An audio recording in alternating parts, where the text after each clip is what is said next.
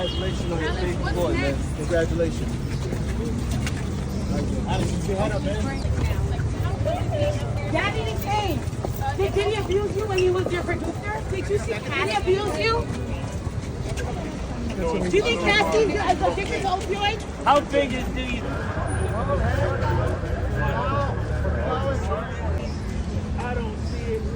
I don't see the worst. This isn't before I actually bought one of the shirts for a friend of mine who saw us a meme. We out here, yo. Like, We they're out here. just Check doing them out. it. We down here, yo. They get like some crazy On the money off scene. this shit. You understand?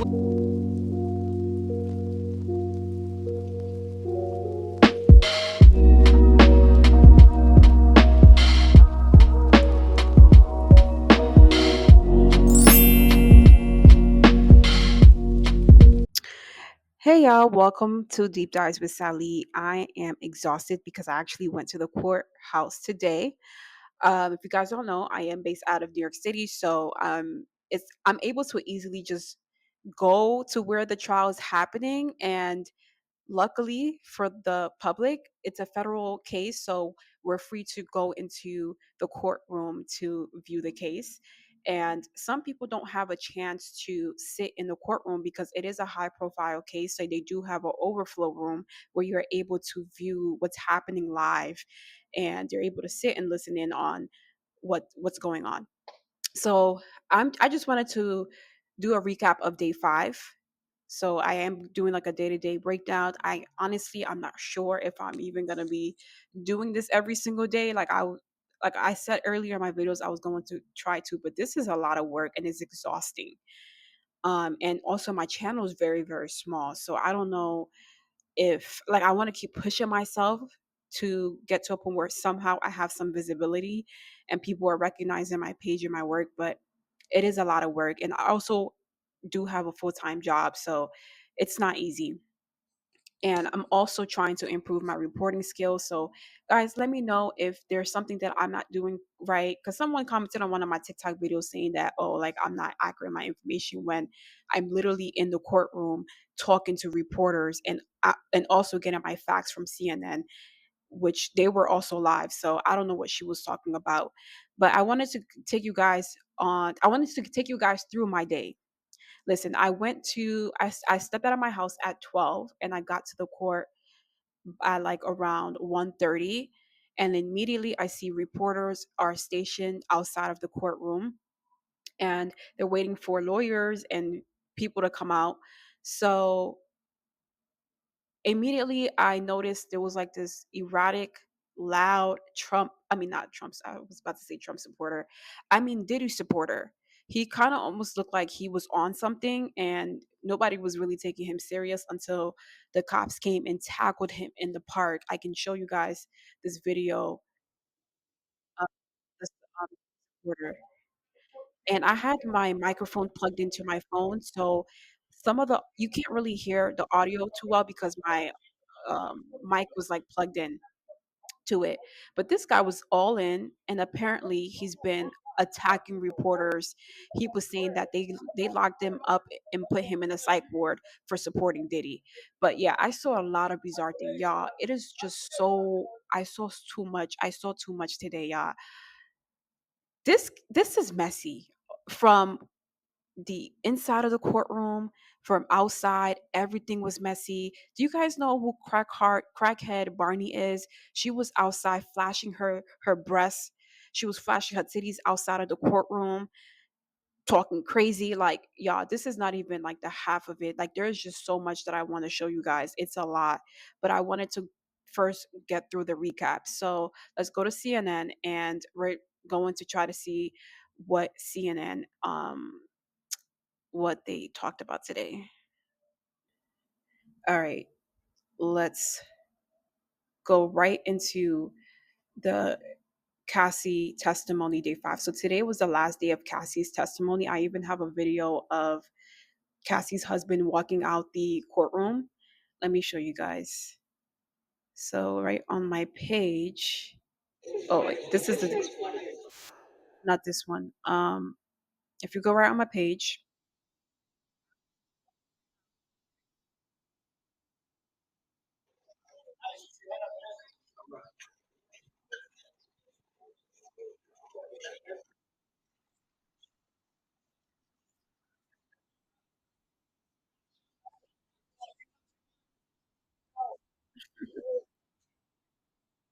Yeah, let me tell you guys, this man, he looks good. Okay, he and like in person, like this guy looks good. I was looking at him. I'm like, and I also saw Diddy's sons as well. I also posted a video of that as well.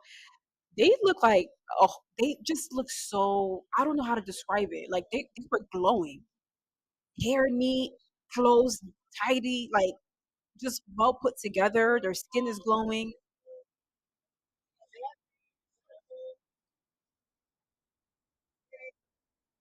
All right, let's get into let me share this. Okay, so Cassie, she's officially off the stand. She's not ready to go pop, give birth to her baby boy.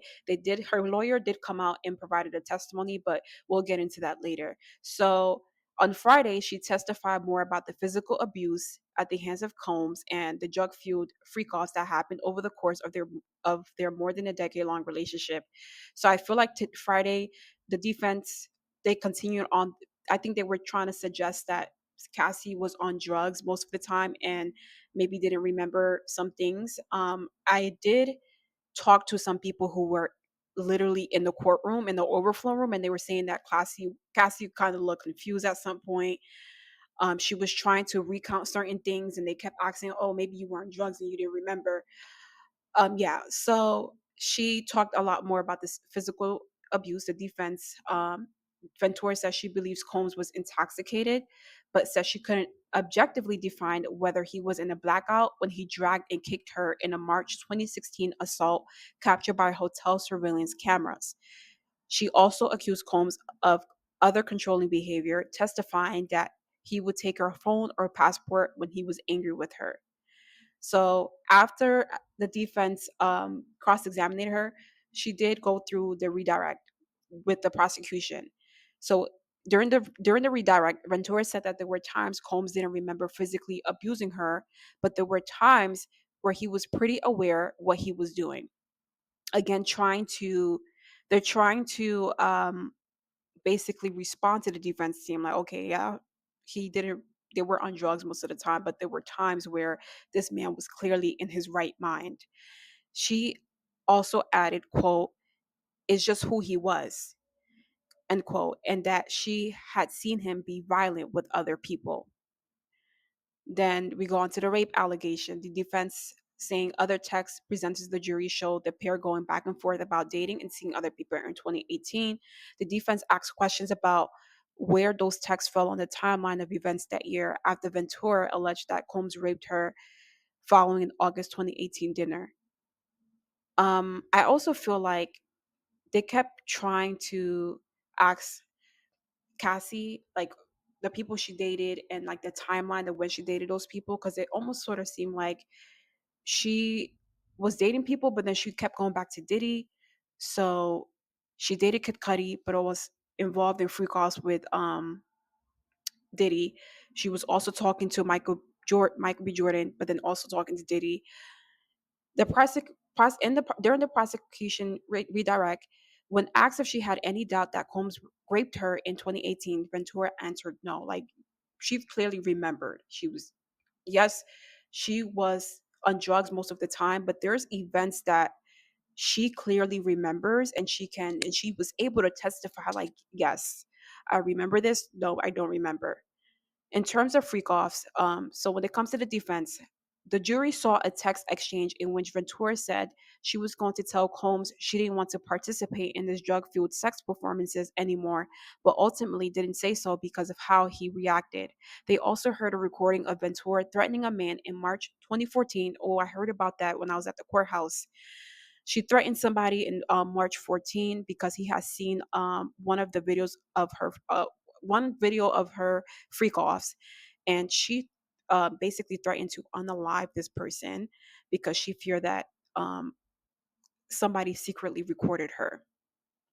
So during the prosecution redirect, she testified that she felt like she had a whole other job and was basically a sex worker when asked about how the freak offs interfered with her music career. The judge granted a defense motion to strike that response from the record. Text messages. So when it comes to the defense, in messages from March and May 2019, after they broke up, Combs texted Ventura in part, sending you love, and told her she was going to make a beautiful mother. Ventura testified she was pregnant.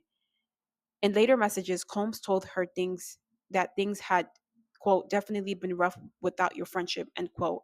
And he has, quote, nothing but love for you always, end quote. I remember I was talking to someone who was in the overflow room, and they were saying how um, she kind of sort of like cheated on her now husband, but I don't know. I don't really see it like that because I feel like they were probably not seriously involved. But this is kind of a little weird, and I can see how this is weird if Alex, her husband, was in the courtroom watching and listening to all of this. The fact that like he was still texting her when they were in a relationship. Diddy was still texting Cassie when they were still in a relationship. Prosecution redirect. So, in response to a question about the messages, the jury saw where she and Combs expressed love for each other throughout their defense questioning. Ventura testified there were times when Combs was kind and loving, but they didn't last. Okay, now this is the part that is really, really, really, really interesting because I just learned today that Cassie, they were questioning Cassie about pending settlements. Come to freaking find out that Cassie received an additional 10 million from a different lawsuit, the hotel, the Intercontinental, and I actually don't know really much about it. So I'm gonna read what CNN have reported on this. But I was talking to somebody, they said, yo, she got an additional 10 million. And when she testified that she received the 10 million, I don't know if it's pending. Maybe she didn't receive it. I'm not sure, but we're gonna get into it. The whole courtroom gasped. Cause when somebody is going through something like this, something of this magnitude, and they've received so much money, they're receiving millions of dollars. Like people are just like, okay, why do we feel sorry for you? You got all this money, you got paid out. People have interesting ways of thinking. Okay, so in terms of the civil suit settlement, okay, the defense side, Ventura said her husband and her kids moved into her parents' Connecticut home in October 2023, and that they were transitioning to live on the East Coast. The defense asked if she canceled her tour around that time because she found out she was going to get the 20 million civil settlement. Then Cassie said that wasn't the reason why. I'm just imagining, okay, like I'm just going to like I received $20 million from the settlement. Why would I go on tour? That's just how like I'm just kind of thinking about like, okay, why would I even go on tour if I received this amount of money? But Cassie's like, I wasn't thinking like that. The prosecution redirect. Okay, Ventura testified that she would give the settlement money back if it meant she never had to endure freak offs. Bursting into tears, Ventura continued, if I never had to have freak offs, I would have had the agency and its autonomy. Ciao. So after Cassie's testimony ended, her lawyer came out to share her statement. He shared Cassie's statement and her husband's statement, and I was outside filming it. It's on my TikTok page, so if you guys are interested in seeing what the statement said, it is on here. I don't want to drag this video, so I'm just play a snippet.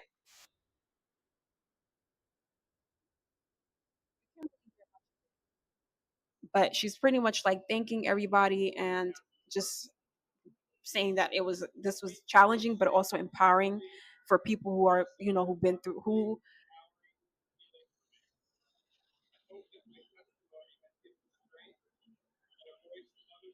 yeah, so she hopes that her testimony is going to give strength to other survivors and going to empower other people to come forward and speak about their abuse that they've endured. So we're going to get into the other witnesses that was on the stand today. So Dawn Richard, she was a member of Danity Kane, a musical group formed by Combs as part of the MTV reality series Making the Band.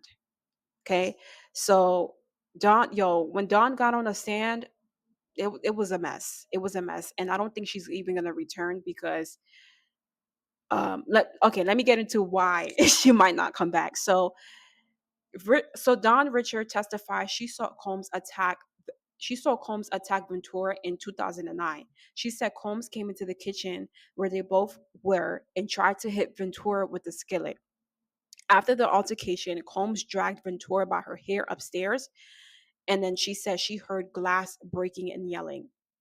So Richards said that she didn't. So they asked her why did she report the abuse. She said she didn't report it because she was afraid and was scared to do anything in fear of what might mean for me too. What it might mean for me too.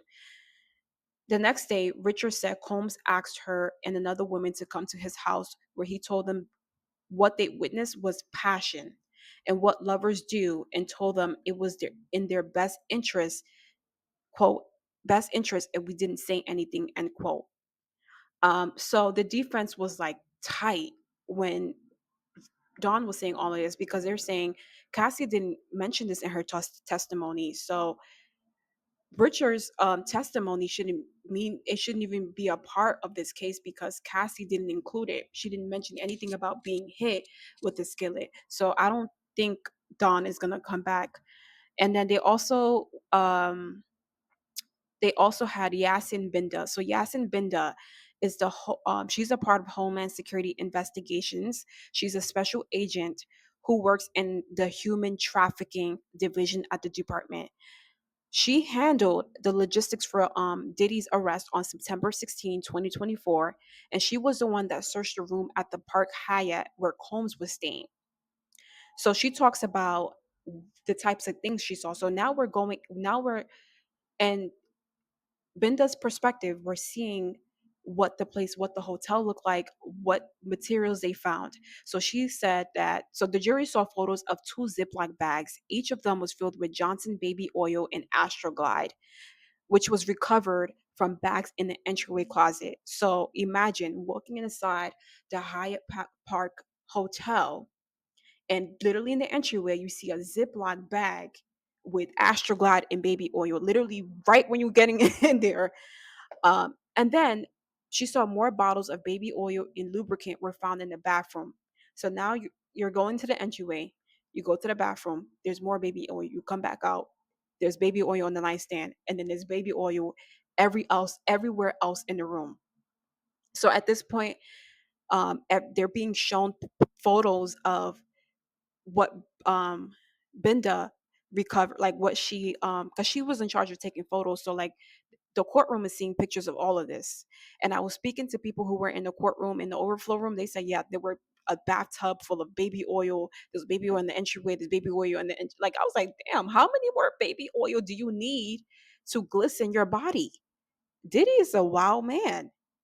But again, it's like this is not a crime, right? Like whatever that they're saying, whatever they're recounting of the hotel rooms and like the things he has and beat on Cassie and whatever. Yes, it's domestic abuse, but we have not yet seen Rico. Like we haven't yet seen the sex trafficking, the racketeering. We didn't see it. We didn't. I guess it's too early to tell. Like it's too early to. I guess right now we're only on week one, so I feel like we have 7 more weeks to go. There's gonna be more to come out. Okay, in terms of medication, so Binda said that a bottle of medication was found in a Louis Vuitton bag on a nightstand in the bedroom. The name on the bottle was Frank Black, and the label identified the medication as clonazep- clonazepam. I don't know if I'm pronouncing this right. There were also 2 bags of pink powder, which tested positive for ketamine, and MDMA were also recovered. So during her cross examination, Binda testified it appeared that a woman had been staying with him at the hotel. That was literally a recap of what happened today. We had Cassie ending her testimony, that we had Yasin Binda from Homeland Security, the special agent who handled the logistics for Combs' arrest, and then we had Dawn Richard. So I actually saw Dawn Richard walking out, and they were bombarding her with questions.